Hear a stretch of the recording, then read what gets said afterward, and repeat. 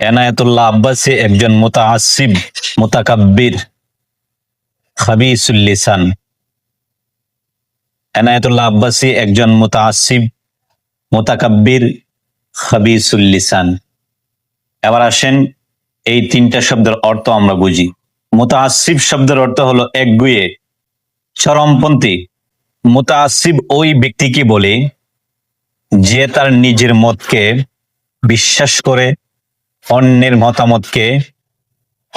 মতামতের প্রতি তার বিন্দু পরিমাণ কোনো আগ্রহ থাকে না। নিজের মতকেই সবসময় সঠিক এবং নিজের মতকেই সব জায়গার মধ্যে জুড়ে প্রয়োগ করতে চায়, এমন লোককে আরবিতে বলা হয় মুতাআসসিব। তো এনায়েতুল্লাহ আব্বাসী একজন মুতাআসসিব, একগুঁয়ে ব্যক্তি, চরমপন্থী। নিজের মতামত, নিজের রায়কে সে একেবারে সঠিক বলে মনে করে, অন্যের কথা শুনতে আগ্রহী নয়, রাজি নয়।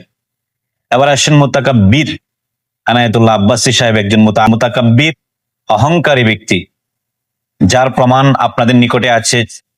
এনায়েতুল্লাহ আব্বাসী সাহেব নিজেকে গ্র্যান্ড মুফতি হিসেবে নিজের মুখেই তিনি প্রচার করেন, এমন একজন মুতাকাব্বির মানুষ তিনি। এরপরে আসেন খাবিসুল লিসান, যাকে তাকে কাফের ফতোয়া, যার তার ব্যাপারে চরম নিকৃষ্টতম কথা ওনার মুখ দিয়ে বের হয়। তো ওনার আশেপাশে যত মানুষ থাকে, ওনার সহযোগী, ওনার সংস্রবে যারা ছিল, তারা অধিকাংশই বেয়াদব হয়ে থাকে।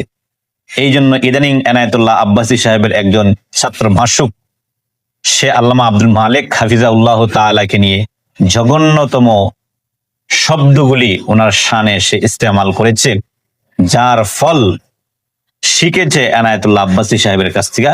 এই জন্য যেমনি ভাবে এনায়েতুল্লাহ আব্বাসী সাহেবের ছাত্র খাবিসুল লিসান, সেই খাবিসুল লিসানটা শিখেছে হলো জনাব এনায়েতুল্লাহ আব্বাসী সাহেবের কাছ থেকে।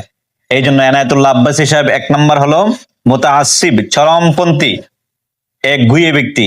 নাম্বার 2 মুতাকাব্বির, অহংকারী ব্যক্তি। নাম্বার 3 হলো খাবিসুল লিসান, নিকৃষ্ট জবানের অধিকারী হলো এনায়েতুল্লাহ আব্বাসী সাহেব।